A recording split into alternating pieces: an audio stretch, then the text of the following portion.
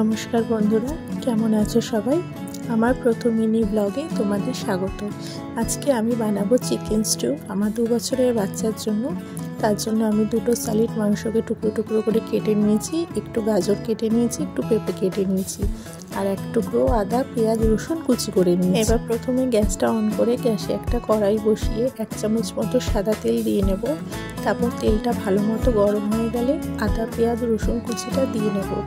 দিয়ে একটু গরম হয়ে গেলে এর মধ্যে কেটে রাখা গাজর, পেঁপে একটু ভালো করে ভেজে নেব।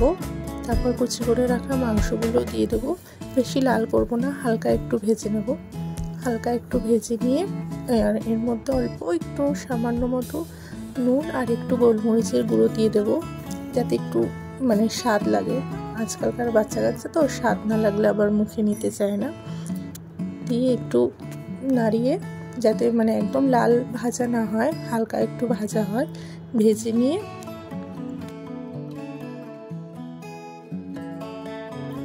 নিয়ে ছোটো বাটির 1 বাটি গরম জল এর মধ্যে দিয়ে দেব। গরম জলটা দিয়ে তারপর একটা প্রেসার কুকারে 4-5টা সিটি মারলে চিকেন স্টু রেডি।